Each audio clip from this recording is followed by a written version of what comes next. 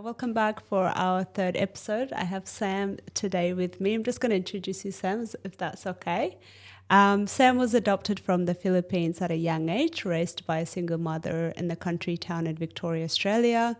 While Sam's search for identity has been a long life journey, his first engagement with Intercountry adoptees were in 2015 through Access service from, is it Vanish? Yeah, that's Vanish, right. yeah. State-funded post-adoption organisation supporting people affected by adoption. In 2016, Sam was invited to ISS Australia Run Children and Families, a cross-border conference as a young observer. That would have been epic. Yeah, it was really intriguing. Yeah, which gave him a platform to provide attendees personal insight and displacement from his birth country. Furthermore, Sam was panelist at the 16th Philippine Global Consultation on Child Welfare Services run by the Philippines Inter-Country Adoption Board. Is it ICAB? Yeah, that's Short it. for it, yeah. Central Authority for all matters related to inter-country adoptee of Filipino children. Sam shared his adoption story and some of the challenges encountered and offered feedback and policy makers and stakeholders for the audience. In addition of these engagements, Sam is a past representative of Intercountry Adoptees' Voices and continues to engage various intercountry adoptee forums. Welcome. That's been an amazing journey. Yeah, no, and hearing that, I actually recognise how many acronyms. Yeah. For everything, I was just Yeah. kind of going. So we crossed paths through ICAV, which is an Intercountry Adoptees Voices, which is a platform for adoptees, and I'm so glad that Linnell introduced us. Yeah. So what do you do in your spare time, Sam? Yeah, look, in my spare time, I think throughout the working week in the afternoons, I'm getting myself involved in a bit of team sports. Yeah. But I guess a big part of my life in my spare time was getting involved in various non-profit organisations. Yeah. Quite heavily involved in giving back to the community where I can for various causes. Yeah. Is that a passion? Yeah, absolutely. I've been doing that now for, it would be probably over 10 years. Yeah. Yeah. That's amazing. And how did you get into that space? I was working as an engineer, Yeah.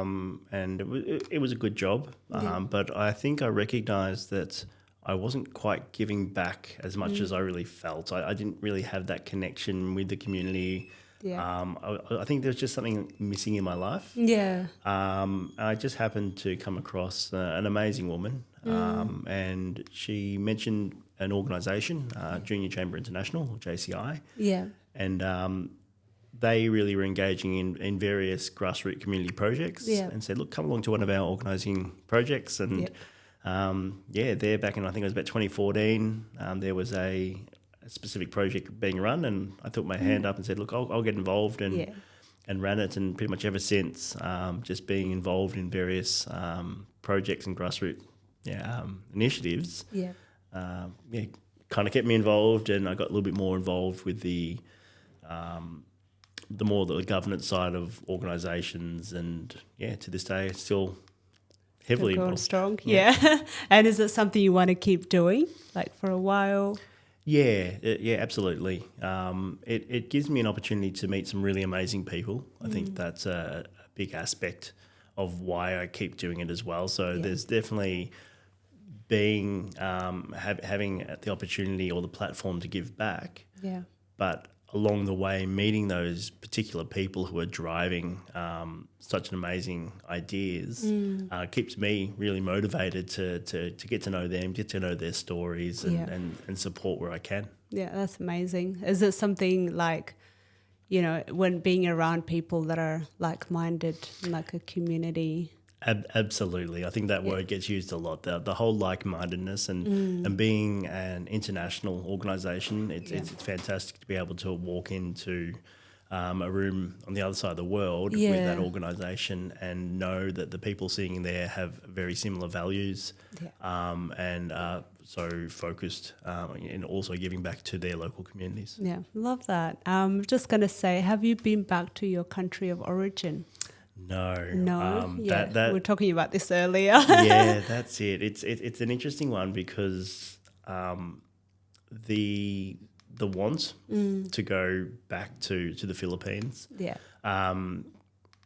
comes around sporadically. yeah, And I did have plans to book some flights for 2020. yeah, And we all know what kind of happened there. Yes. So I haven't got around to it. Yeah. And I do plan to. Yeah. But there's definitely been opportunities to go, and I haven't taken them up. And it's Yeah. actually taken a lot of self-reflection to recognise why that is. Yeah. I think I've come to some sort of understanding. Yeah, I was around going to that. say, have you had some Yeah, things and that pop and up? I think there is a slight fear actually where I don't quite know how I will react. Yeah. I'm pretty sure it'll be fine, and it'll Yeah. be like, yep, another country to visit and enjoy the culture. Yeah. But at the same time, there's that worry that maybe it's going to bring up Yeah. a huge amount, and making sure that I have the right network there for Yeah. support, and it just plays on my mind. And I think that it hasn't been front and center on my mind in Yeah. the past. Yeah. But when I sat back and thought, hang on, why haven't I taken the opportunities to go there? And maybe there was something underlying. Yeah. I think because when you don't have the connection, because for me being an older adoptee, like I've got my family's number and things like that. Yeah. But actually entering into a culture where, you don't know perhaps anyone. Yeah. And it's so close to you. It's not like a holiday, like you go to Bali, woo, that's it, That's it. Something close to the heart. So I think I totally understand with the fear being there. It's like a Pandora box, I always say. That's it, right? Yeah, It's that, You bring it out. that like, worry that it's just not the now. door's going to open. Yeah, and that's okay. Like I think everybody goes through it. And I did mention that you said an adoption identity is like a journey. Yeah. We were talking that a bit earlier. I want to dive deep a little bit and kind of squash a few myths that people have about adoption journey and adoptees. Are you keen for that? Yeah, absolutely. Yeah. So one of the myths that people have is that you've been adopted because your parents didn't want you. Like, have you heard of that myth before? Yeah, absolutely. Yeah. Absolutely have heard that. Yeah. What's your thought on that? Look, I think the way I think about this is that there's probably two types of adoptions, or in my mind, this is it's not from anything academic, but if I put my finger on it, it would be that there's this idea of kind of a forced adoption, and then an adoption out of unfortunate circumstances. And so when I think about like a forced adoption, it might be due to wars and conflict. It could be through losing both parents or single parents. So that's that forced side. And then unfortunate circumstances, I'd place with the idea that either the biological parents had the ability but weren't willing, or they were willing and weren't able. Yeah. So to go back to that question, I don't. It might be true in some circumstances, but I suspect that it's actually a real combination. I don't think it's a very simple statement. Yeah, it's quite complex. Yeah, I was going to say it's like this black and white, and I kind of went into reasons to why children were adopted, and you mentioned that, it could be that the fact being an orphan, being an orphanage, the country is unable to provide, but at the same time as well, there's people that are unwilling, which is such a different effect. And what's that journey, lifelong journey has been for you? Like, I'm not sure what your side of the story is, being adopted. What is that like? Yeah, look, I mean, from the outset, and we were talking about this a bit earlier, that I had a really normal life upbringing, and the adoption side was very positive, and I know that's not necessarily the case for others out there. But just to probably give that as a bit of an understanding of where I'm coming from. So for me, and you read out my bio a little bit earlier, being adopted at a pretty young age, 9 months old, my identity has been Australian, still is Australian. And I didn't, and it becomes a journey because that part of your identity of being an adoptee, I don't think is always sitting there for me. I would say 90% of the time I go along life not even thinking about it. But there definitely are circumstances, whether that's life events, a particular situation that happens that starts to motivate you to go, hang on, there's a little bit more to this than meets the eye. And for me, as a journey going through that, I think the general stages where people are trying to identify who they are times that I've come across that. So kind of that young teenager side, there was definitely a real push in my mind to go, okay, who I really am. Again, it really hit heavily when I went to university. And there's a whole bunch of stories around that side of things. But university, let us know. Look, I mean, I'm happy to go into probably one of the first major events that got me on the adoption journey.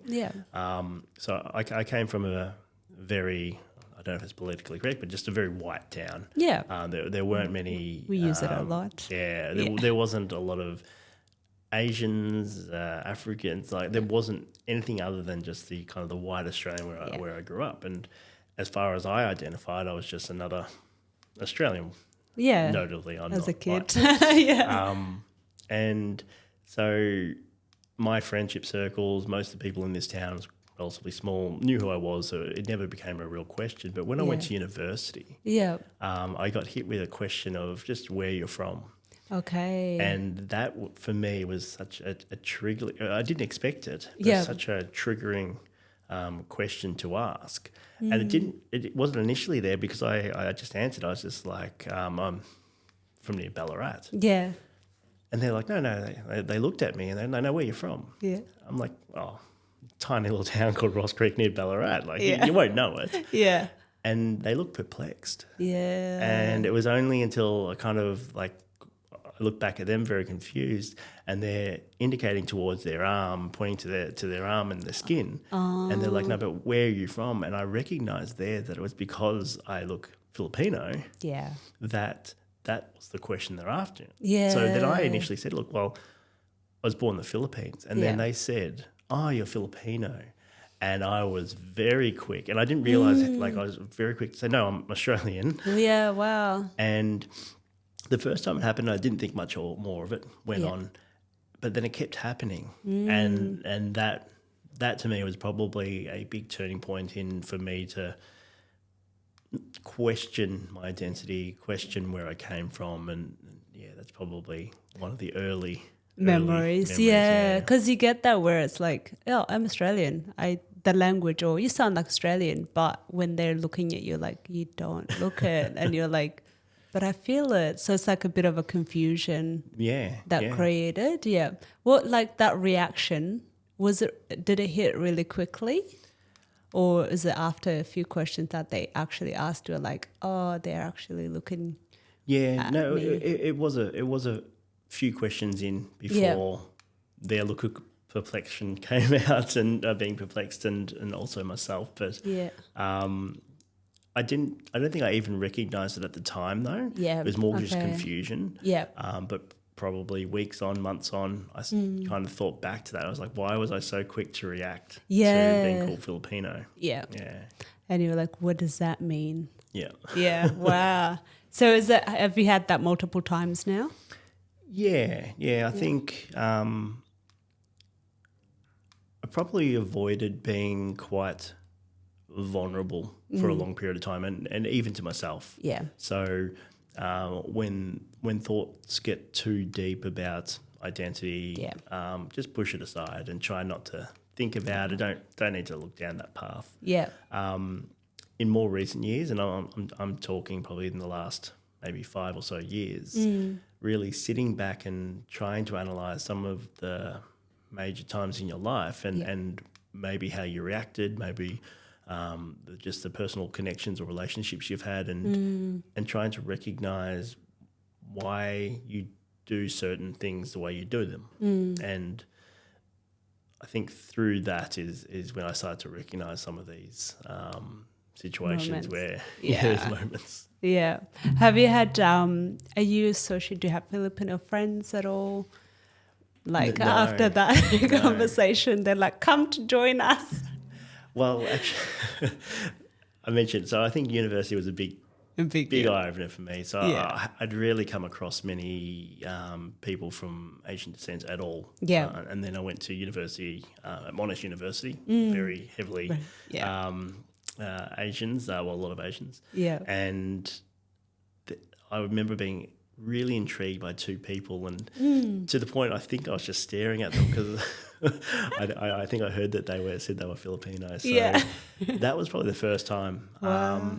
I do now know a few, Yeah. but it's just more by happenstance that it's I've never really sought that out because once again it's not necessarily part of my identity. Yeah. Yeah. But my ears do prick up when I hear, oh, I'm from the Philippines. You think, oh, okay. And can you recognize Filipinos as well when you see them on the streets or not there? That's a really interesting point because for so long I couldn't, and I couldn't even recognize. Every now and then somebody would talk to me in Tagalog and I'd be like, I have no idea. Yeah. But I've slowly picked it up now. And I think I can pick it up. Yeah, I think it's one of those languages, like if it takes time, like going back to it. But I like how honest you really are about your experiences because that's so many adoptees, it's that you're like confronted with this question, someone on the streets that are like, where are you from? I get that a lot where people ask me, where are you from? And I'm like, Bustleton? And then they're like, no. And I'm like, okay, do you mean my heritage? Like I got to the point where because it is triggering that question. Yeah. So I got to the point where I was like, are you asking for my identity, like my cultural background? Yeah. Like my ancestors or... me, because it's not just one. And that's it. It's probably not something that a lot of people recognise. And to a certain extent, I think multiculturalism across all countries, I think that question is probably going to be less and less important. But for now, it's still a very triggering question. It is, yeah, especially like over globalization takes over, I reckon. Yeah. The next myth, love is enough. And love is all you need with adoption and adoption journey. Yeah, look, I've also heard that. Yeah. And in various forms. And definitely don't agree with it. You don't agree? Yeah, talk to me. And I'm even going to take it out of just the adoption context and go a bit academic here. 100%. Love that. If we look at like Maslow's hierarchy of needs. Yeah. So as any human being, as part of that, I think it's like the third tier there is love, yes. That's definitely one of our needs. But next to that, so it's on the same level, is the ability to belong or the need to belong. Yeah. And you can have a family support network who love you. Yeah. That's fantastic.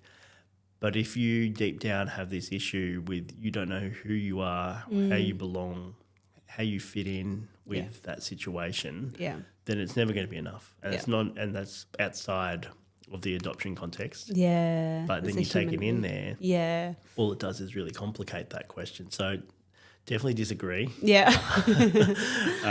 You got to have a few more. Yeah. What do you think they, people just blanket to that? Like whenever, sometimes I hear it when, we're trying to express something that didn't go right or our needs are not met. As like you said, as a human being, but also specifically as an adoptee, it's like we're trying to tell people, it's like, hey, like I've had great parents, but this happened. It's like, well, they loved you. It's like a... Yeah, it's probably going to be a bit direct, but I feel like it's a very lazy comment. And I think if whoever makes a statement like that, they haven't thought it through well enough. Yeah. I think it's just a very lazy thought. Yeah, yeah. I don't know if that makes a lot of sense. No, it does, because it's like, no, you wouldn't say that to a child. Yeah. You'd be like, oh, we hugged you, that's enough. It's like, you got to feed them. You got to clothe them. Like, there's various aspects of it. Yeah. But I think it's that blank statement. It's like, don't do it. Yeah. I'm the same. I'm like, there needs to be attachment, there needs to be bonds, there needs to be like meeting, belonging. Yeah. How is the child belonging in their families? It's like do the work. So any relationship, even when you have a partner, it's like you can't just be like, I love you. Yeah. You should know. There's that. You're right. It's just like you have to have the love, but you have to like as well, right? Yeah, 100%. It's like one of those things where like that's enough. That will get. This question or this myth is more around interracial adoption. So differences will fade away. You are one of us now. Yeah. What's your experience? What are your thoughts on that myth? I think that, once again, disagreeing. Yeah. No. But I think it goes back to what I was mentioning before, and it being a journey. Yeah. Sure, there's times in my life where it can fade away and I can completely forget. Well, it's not forget. It's just like I don't even need to concentrate on that identity or that side or that aspect of me. Yeah.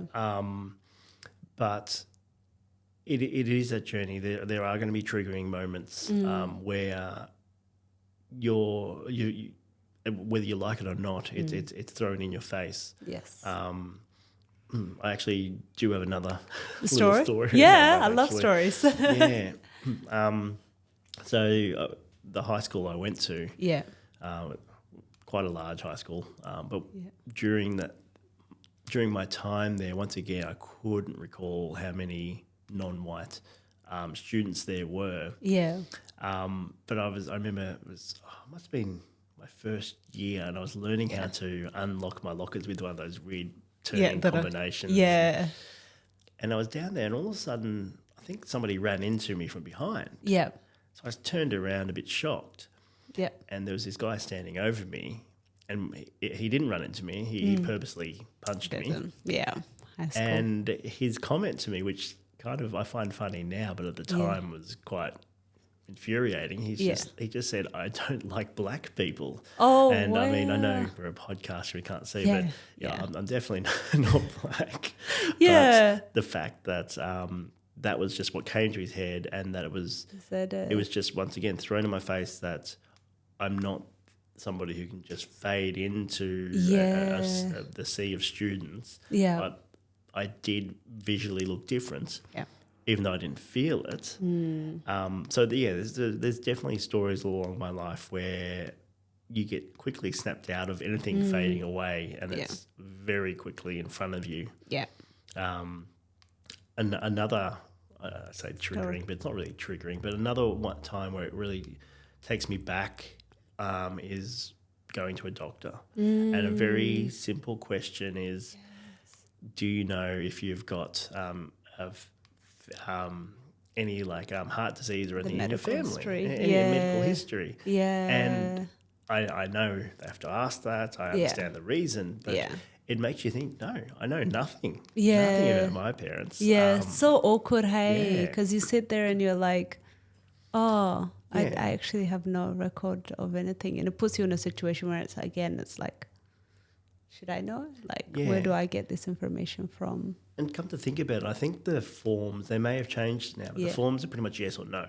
Yeah. So it really makes you, it's a black and white decision. It's not, and I think that more recently I have looked, and I think there is like a unsure or something. Yeah, yeah. But I do remember the first time it was just yes or no. I'm like, I don't know. If I say no, that's a lie. If I say yes, well, it's a lie. It's not true. So you're like, might as well. I know someone that actually went and they did a little box and actually wrote adoptees as one option. And she actually told us about it because it was the same. She was just like, it doesn't apply to me and my, my history. So it's just like, I'm just going to add an extra box. And she was like, adopted. Yeah. Hopefully this will help them. But those are the kind of things, that are like highlight to us, and we're like, or the physical, especially Inter-Country. It's like, you walk down the streets and everybody's like, for me, I'm a bit darker and black. And, you see 4 kids and white parents, and then everybody's like wondering. So it's definitely that physical appearance is Yeah, yeah. important. Actually, I kind of moved away from your exact question, but you're absolutely right. Definitely. Actually, even now, if I catch up with my mum and walking down the street, it's now I'm an adult. Yes. People start to question. It's like, hang on, are they together? Like, it's you can see people trying to make sense of what they're seeing. Yeah. And in the past, I probably just ignored that, but now you can see it. Yeah. You get there's so much more awareness, and it's so complicated, and the emotions I think that pop up is like quite hard as a young, like looking back at you're saying. Yeah. But it's kind of like, it will not fade away. I probably won't get any lighter than this. But I think it's really important that I personally think like my parents acknowledging it, and because there's a physical aspect of it, and kind of going that will go away. I don't think that's realistic. Bit biased here. I don't agree with it. Another myth is biological parents can take their kids back. I must admit, I haven't really heard this one before. Okay. Yeah. I've got some thoughts on it. Yeah, but I was I'd love to intrigued hear of that. what the motivation or what, like where that may have come up. Is that? So I think generally, the kids either waiting for the family to come back. Like I've seen in that context, they're like, "Oh, my parents will take me," or like, "Oh, if you don't like a life here, we can take you back." That's the scenarios that I've personally heard it. It's not very common. Yeah. But it's kind of like, I guess, the idea of like, what does adoption mean, legal perspective? Yeah. It's not like you could be like, I have you, bye. Like, yeah. You know what I mean? Yeah, that's the context. Love to hear your thoughts on it. Yeah. I did remember reading that just before this. And Yeah. I was like, I don't think I've heard that. Yeah, like, what am I going to say? But at the same time, like my thoughts there are you couldn't even, well, in my opinion, you couldn't put any sort of blanket statement or policy or procedure over that. Like something as sensitive as adoption, I think that it's a case by case. Yeah. I think back, and I didn't share on here that I've got a few of my siblings were in permanent care and foster care, and the impact on the relationships that come into your life and then are removed from that can be so detrimental. And even if it's a perceived positive thing that somebody's coming back into your life, the reactions can be quite detrimental. Yeah. So to kind of say yes or no if I agree with that, they can't, but it needs to be assessed case by case. Yeah. There might be some situations where it's going to be the best for the adoptee. Yeah. But at the same time, you can't quite say. It's so bland. There has to be the support networks. There has to be, everything in place to make sure that there's no harm to that. And I think under 18 as well, I'm pretty sure legally, like once you give that child is given away, it's permanent. Yeah. I think a lot of people might not be aware of it when they make this, statement. Yeah. It's like it's actually a permanent thing. Yep. The biological family does lose the rights. However, you can invoke it, I believe, after 18. Okay. That's what I kind of heard about. Yeah. So it's quite interesting, but it's a personal journey of the adoptee, I think, as well. Yeah, it's an interesting perspective there because, I mean, while the adoptee's on this journey, the parents, biological parents, are on their own journey, and it kind of goes back to my point between the forced and the unfortunate circumstances. Maybe there was a period of time where their decision making was quite, let's just say bad. Yeah. And hadn't really thought things through, or even has been explained but couldn't comprehend it at the time, and things have dramatically changed 10 years later, let's say. Yeah, absolutely. I can see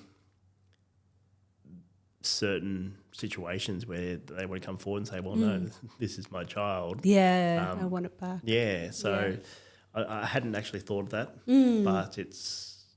Yeah, I still stick by it. It has to be case by case. Yeah, it has to be, I think, because if you're, like you said, they're alive and they change their minds, they don't know. And then if they're kind of stolen as well, it's like they can't change that because it's quite permanent. But yeah, it really depends on, like you said, what's the gain and what's the best thing in the middle of it.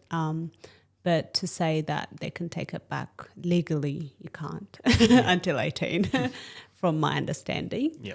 So the next one is, if you've stayed in your country of origin, you might have been poor, living in the street, dead. Yeah, that kind of perspective. Have you heard that one? Yeah, I've heard that one. Yeah. What kind of reaction do you have? This one I'm a little bit more on the fence about. Yeah. And it's How come? because I can play out multiple circumstances, Yep. and to me it's hard to figure out right from wrong, because to a certain level everybody has by some chance a good or bad upbringing, and not necessarily to do with adoption, right? Yeah. So as examples, and I apologise anyone listening who might be triggered by this, but or who's experienced this, but you could be adopted into a far worse situation. Yeah. So in those circumstances, I'm sure it was better to be growing up where you were born, or what other supports that you would have had. Yeah. But at the same time, I was adopted into a really loving, very positive environment, given the opportunities I needed to get to where I am now. Yeah. But I could have also been adopted into, I don't know, some rich billionaire's family. In Sydney. So it's the idea of what could have happened is probably a wasted thought. Yeah. You could go by statistics and where they were born and what the likelihood is, and sure, but it's a hard one for me To kind of come position. But as a general statement, I think it's probably very unfair to try to actually think, like, because a lot of people, what they don't understand is, like, the child doesn't choose into where they come in. Even when a normal family has their own kids, the kid doesn't choose what kind of environment that they end up. Yep. So to actually go and to imagine what it would be like, it's a bit unfair to ask. And a lot of the times I find that they're trying to give you perspective of, like, it could have been worse. Yeah. I find that's the underline. But at the same time, it's a bit unfair because the child didn't want to be in that position from the start anyways. Didn't choose that. You've raised a really good point there, because I think it's actually a really unfair question to ask.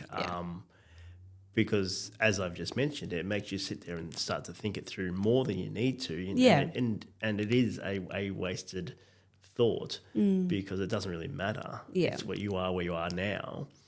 But to try, I think once again, it's this idea that people want to rationalise every aspect of life, and it's just like, you are because of you are where you are because of the circumstances.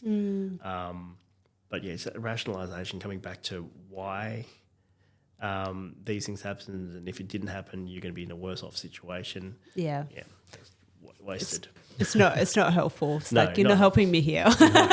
You're not helping me make this journey earlier, and that's the crazy part. But in your bio that I saw a lot of, you worked with policymakers and advisors in terms of advocating for children and displacement. Why do you think that's important, and what's the biggest thing?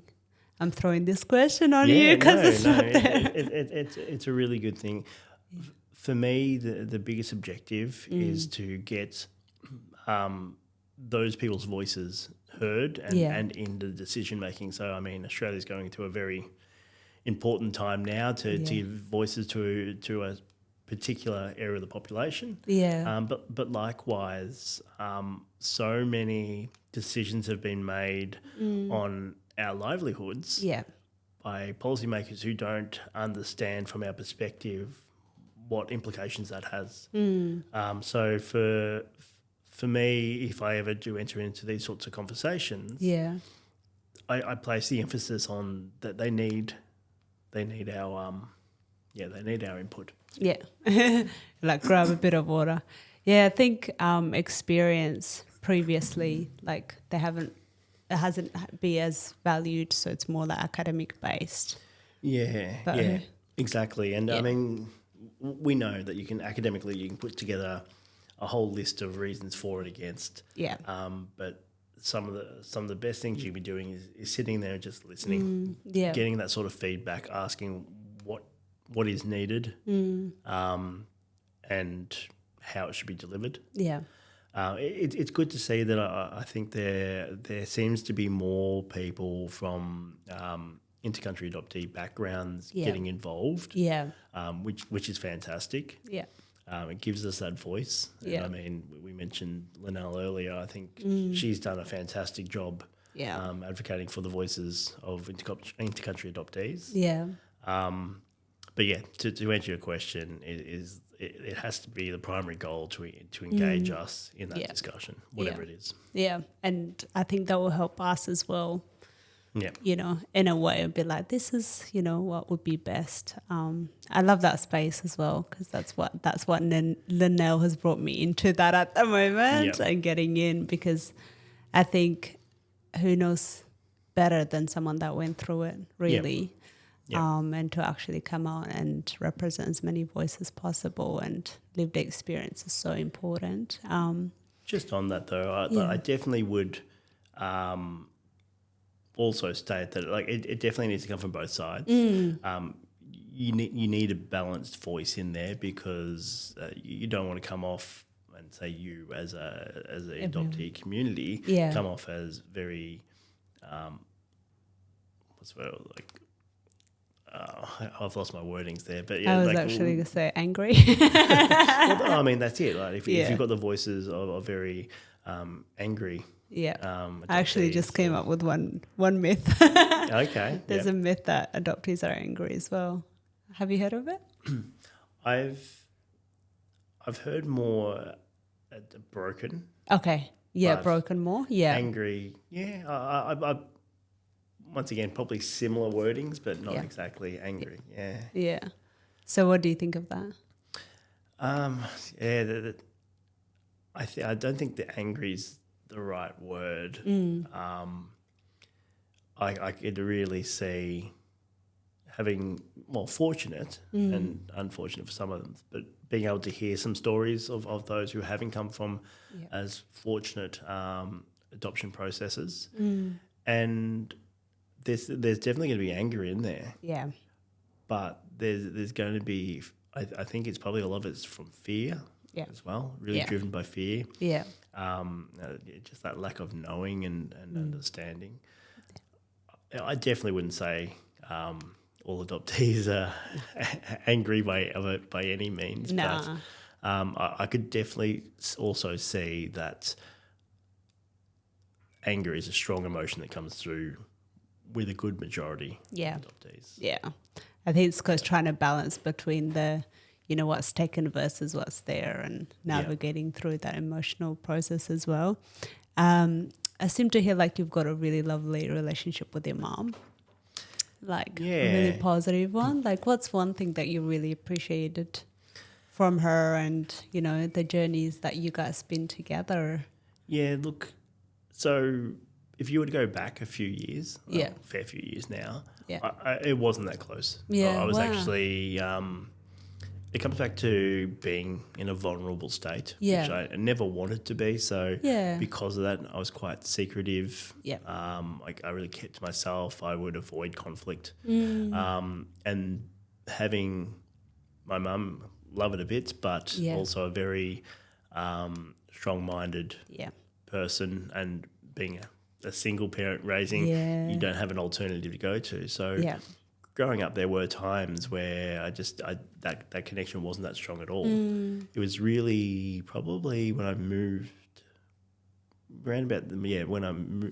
around university time, is I started to establish a bit more of a relationship there. Yeah. I think as I matured and started to recognise certain aspects of my life and wanted some more answers, Yeah.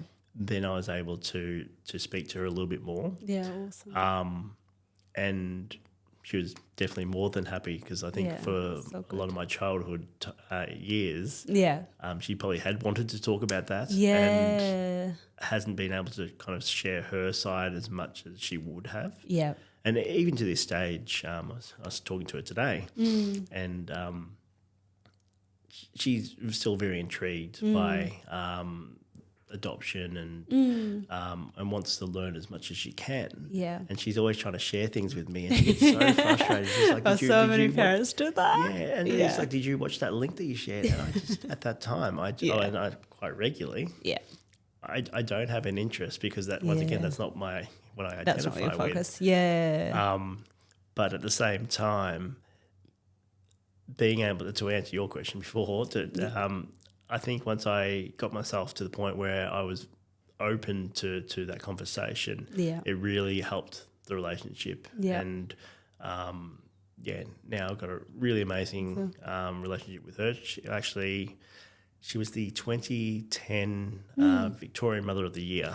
Whoa. Yeah, I think it was 2010. That's amazing. But yeah, she's an amazing lady. Yeah, because she said she fostered quite a few.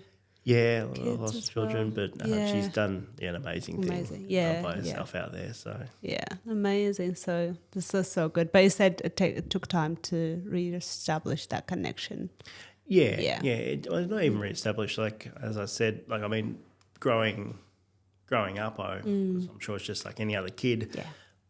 But during my teenage years, definitely wouldn't open up. Definitely around adoption, but it was mainly probably early 20s. I started to connect back in and start talking about things, and it's good that she's actually open to those conversations and probably too enthusiastic like my mom. But I haven't seen this, a little bit, which is so better than to have it the other way around, where it's not spoken at all, but that place you can come and go when you wish to. Yeah.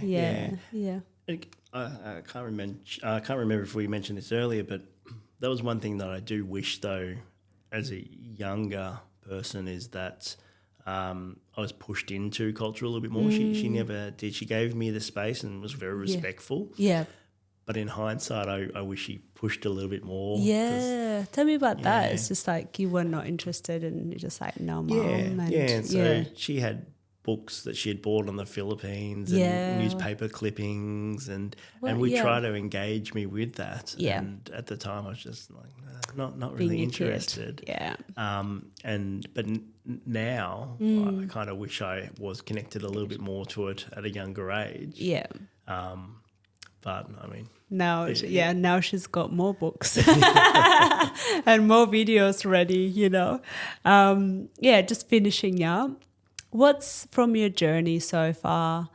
What's one thing you will leave our audiences with, and parents, adoptees, and when it comes to this journey, what's one message? Could I have a couple? Yeah, absolutely. Because I was thinking about this, and it's all along the same sorts of ideas, but the one common thing is that we've got two ears and one mouth. So really listen twice as much as you're talking. Yeah. But if I would say that, how do I put this? Sorry. Conclude. Yeah. Actually, I'll leave it at that, I think. Okay. Sorry, I did have another thought, sure? But it didn't come through as nice as I would have thought. When asking those sorts of questions and making those sorts of statements, because we've been talking about these myths, is you're going to say something, listen to the reaction, and listen to understand. Yeah. Because I think a lot of these myths will be busted if they take the opportunity to go, okay, that's not the truth. Yes. This is all recognising that certain questions, certain statements or ideas can be quite upsetting. Yeah. So it's really just really listen as much as you can before making too many statements that are unfounded. Yeah, absolutely. Or ask. Yeah.